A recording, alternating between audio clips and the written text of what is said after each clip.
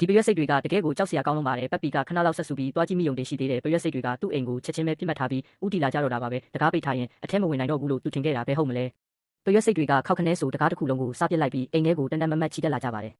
ပက်ပီလဲကြောင်အန်းသွားပြီးပြတလဲနဲ့တစ်သားပြချို့ကိုကောက်ယူအကာအကွယ်ပုံစံတွတ်လိမ်ပြီးလမ်းမှာပိတ်ဆို့ဖို့တန်ပုံးတပုံးကိုအရှိမချထားလိုက်တယ်ဒီလိုလုပ်လိုက်ရင်ဘေးကင်းပြီလို့သူထင်နေတာပေါ့ဒါပေမဲ့သူ့လက်ထွက်သွားတဲ့စက္ကန့်ပိုင်းတွင်းမှာတင်မဲ့အကွက်စင်တက်တဲ့အဲ့ဒီပရွက်စိတ်တွေကဂျက်ပုံစံချက်ချင်းစုဖွဲ့လိုက်ကြပြီးအပြင်းပြင်းနဲ့တွန်းတင်ကပုံဖုံးကိုဖွင့်လိုက်ကြပါတော့တယ်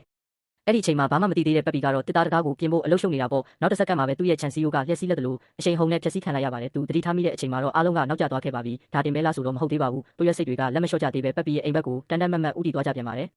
ပက်ပီလဲဒေါသတကြီးနဲ့သူတို့ကိုလိုက်ကြိတ်ဖို့လမ်းကျိတ်ဆက်ကြီးကိုတွန်းထုတ်လာခဲ့တယ်ဒါပေမဲ့ဒီပရွက်စိတ်တွေကဥတူတူတွေမဟုတ်ဘူးလေပက်ပီကသူတို့ကိုကြိတ်တော့မယ်ဆိုပြီးပျော်ပျော်ကြီးမောင်းလိုက်လာတဲ့အချိန်မှာပဲပရွက်စိတ်တွေကရုတ်တရက်ယူအကွေ့ကွေးလိုက်ပြီးတရားကိုဖျက်ချပစ်လိုက်တာကြောင့်ပက်ပီတယောက်ရေထဲကိုစောက်ထိုးပြုတ်ကျသွားပါတော့တယ်ပက်ပီတကယ်ကိုဒေါသပေါက်ကွဲသွားပါပြီရေထဲကနေပြန်တက်လာတာနဲ့ကော်ပြားကိုဆွဲပြီးအိမ်ပက်လဲမှာနှက်ဆိုင်နဲ့ကတုတ်ချင်းကြီးတစ်ခုတူးလိုက်တယ်ပြီးတော့ခိုင်မာတဲ့ကာကွယ်စနစ်ဖြစ်အောင်ရေပုံပိုင်ကောင်းဖွင့်ပြီးကျင်းထဲကိုရေတွေအပြည့်ဖြစ်လိုက်တာပေါ့ပရွက်စိတ်တွေရောက်လာတဲ့အခါမှာတော့လုံးဝကြောင်အန်းသွားကြပြီးစိတ်ပြက်လက်ပြက်နဲ့ဒေါသတကြီးအော်ဟစ်ကြပါတော့တယ်ပက်ပီကတော့ကျင်းနဲ့အားရလွန်လို့သူတို့ကိုဂရုပင်မစိုက်တော့ပဲအိမ်ထဲဝင်ပြီးစာအုပ်ဖတ်ရင်းအေးစေးအနားယူနေလိုက်တယ်ဒါပေမဲ့ပက်ပီတစ်ခုမေးသွားတာရှိပါတယ်သူ့မှာသူ့အတက်နဲ့သူရှိတယ်လို့ပရွက်စိတ်တွေမှာလည်းသူတို့အကွက်နဲ့သူတို့ရှိတာပေါ့ပရွက်စိတ်တွေကတန်ဘူးခွန်အလွတ်တစ်ခုကိုလေလုတ်ပြီးရေပြင်ကိုအောင်မြင်မြင်ဖြတ်ကျော်လာခဲ့ကြပါတယ်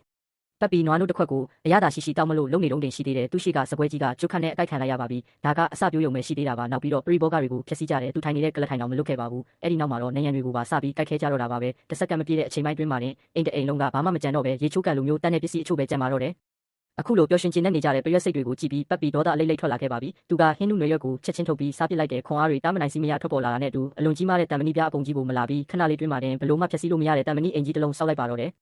ပရွက်စိတ်တွေကအဲ့ဒါကိုမြင်တော့ဝမ်းသာအားရဖြစ်သွားကြတာပေါ့ဒါပေမဲ့ဒီတစ်ခါတော့သူတို့ကန်ဆိုးသွားခဲ့ပါပြီဘလောက်ပဲအားရပါရကြိုက်ခဲ့ကြပါစေ